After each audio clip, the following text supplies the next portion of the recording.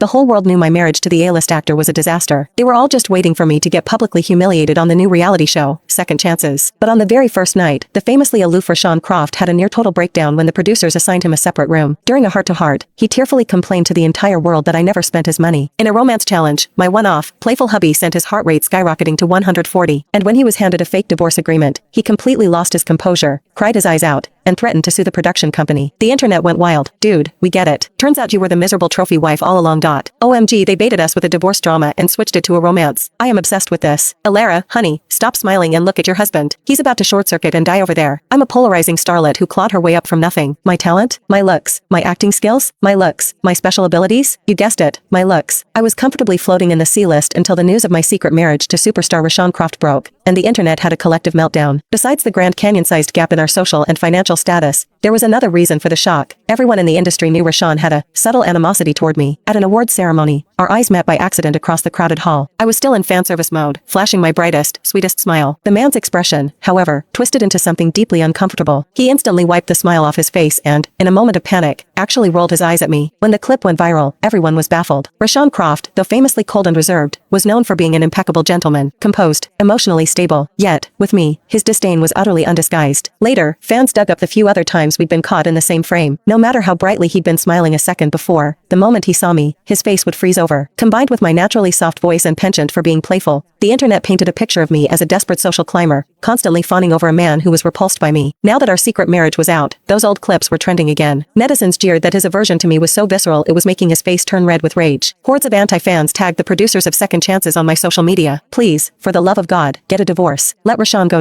This girl's got nerves of steel. My husband looking at me with that much disgust every day? I wouldn't be able to smile. I feel so bad for Rashawn. He's normally so chill, but she's pushed him to the point of rolling his eyes. Imagine how miserable his life must be.